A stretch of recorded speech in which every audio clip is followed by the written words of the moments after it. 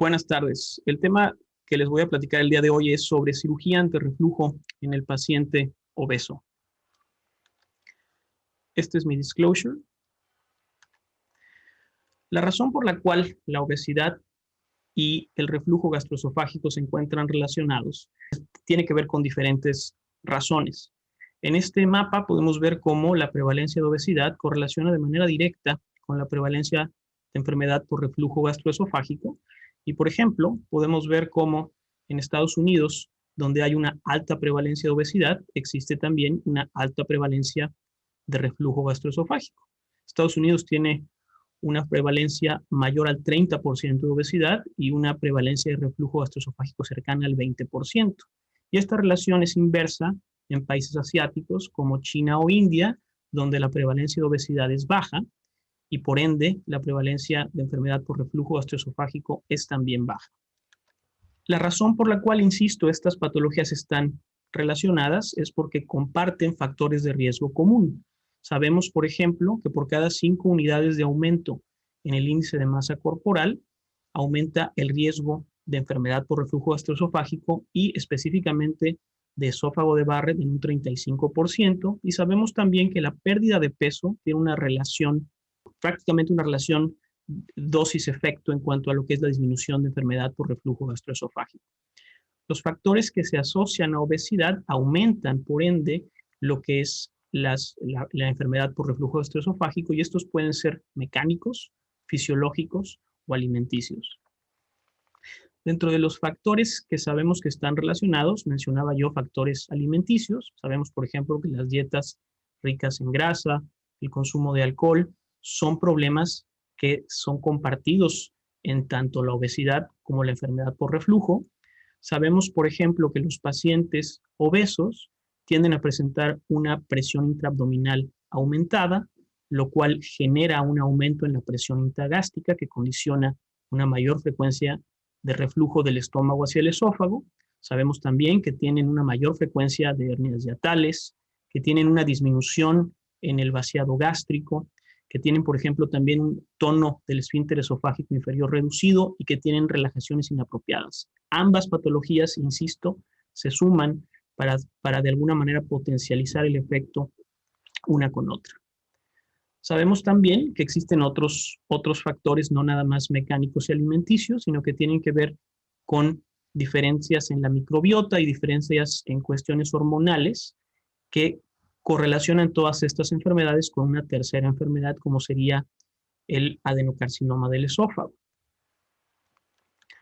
Por ejemplo, los pacientes con obesidad tienden a presentar niveles altos de leptina y niveles altos de tumor de necrosis, de factor de necrosis tumoral tipo alfa, así como niveles bajos de adiponectina, lo cual correlaciona con mayor frecuencia de esófago de Barrett.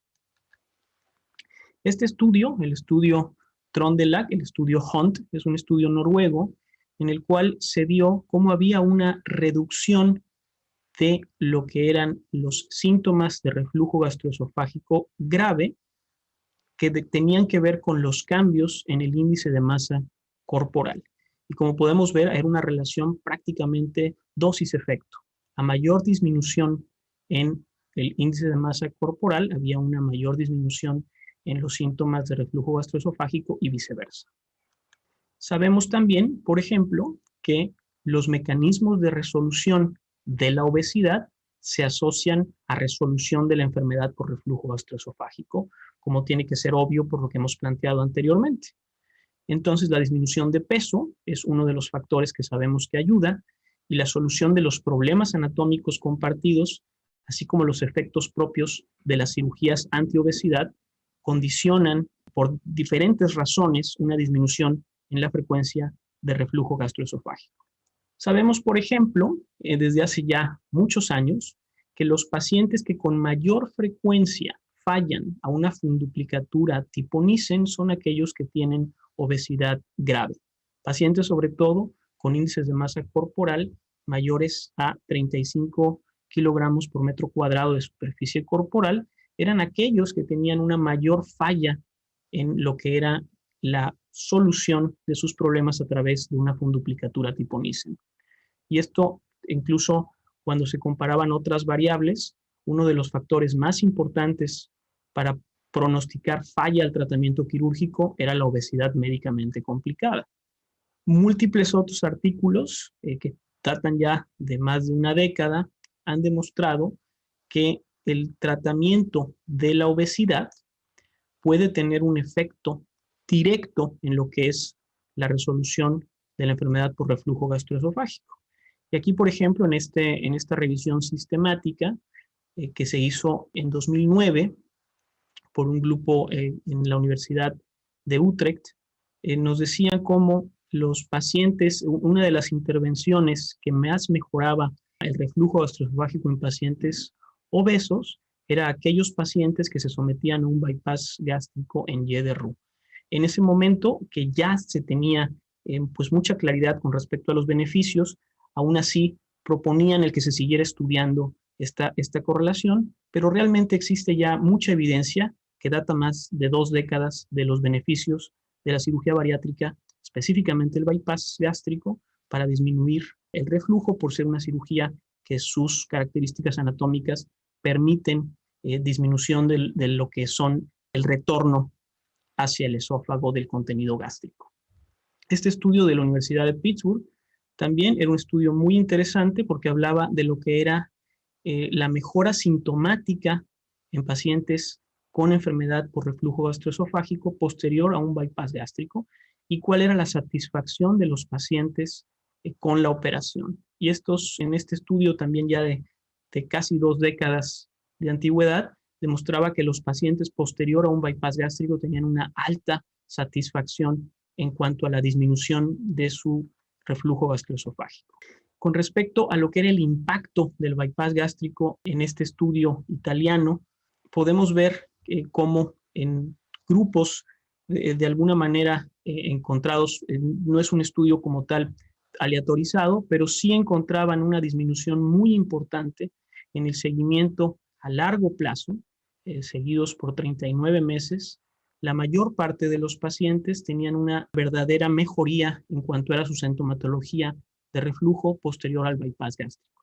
Y como conclusión, se hablaba de que además de producir una pérdida de peso significativa, el bypass gástrico mejoraba de manera significativa la enfermedad por reflujo gastroesofágico y tenía una duración importante, incluso en pacientes con índices de masa corporal superiores a 40 kilogramos por metro cuadrado.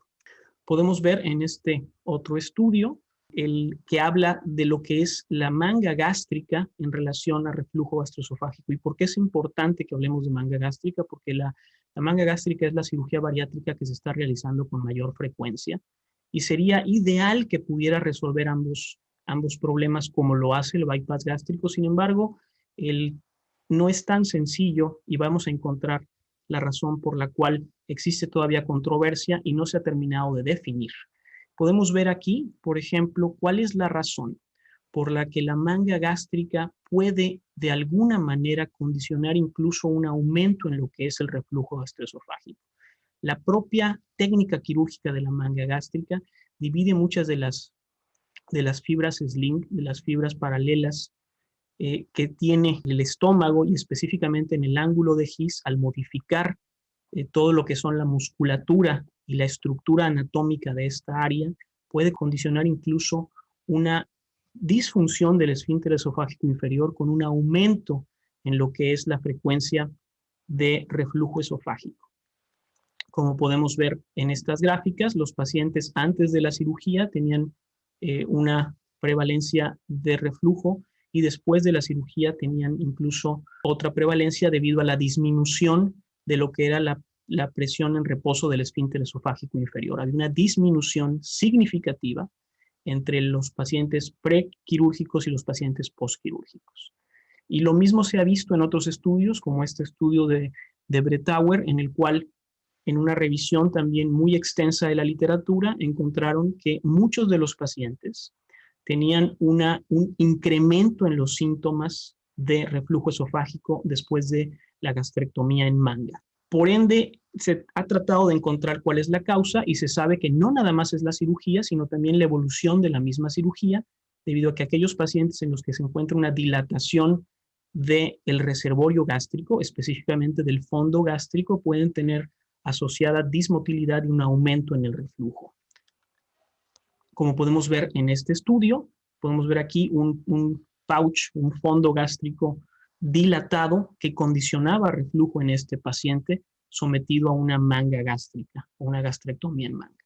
Y recientemente se ha hecho este análisis nacional en Estados Unidos para demostrar cuáles son los efectos de los pacientes sometidos a gastrectomía en manga, y como podemos ver, los pacientes que se sometían a bypass gástrico tenían un mejor pronóstico con respecto a reflujo esofágico que aquellos que se sometían a una gastrectomía en manga. Por lo tanto, la gastrectomía en manga no se considera que sea un procedimiento idóneo, a diferencia del bypass gástrico, que parece ser la cirugía ideal en pacientes con obesidad y reflujo esofágico. Incluso se ha llegado a pensar que en aquellos pacientes que fallan, aquellos pacientes no obesos que fallan a un Nissen y que tienen persistentemente reflujo esofagogástrico, el bypass gástrico pudiera ser una solución drástica, pero una solución. En conclusión, el incremento en prevalencia de obesidad se asocia a más ERGE. El bypass gástrico en pacientes con índice de masa corporal arriba de 35 kilogramos por metro cuadrado es el procedimiento de elección. Puede ser una opción incluso en pacientes con falla en Nissen, especialmente en aquellos obesos. La gastrectomía en mangas, su uso en pacientes con ERGE es controversial y la evaluación preoperatoria de estos pacientes aún no está definida, pero tiene una importancia fundamental para poder seleccionar los casos que deben de someterse a uno u otro procedimiento bariátrico. Muchas gracias.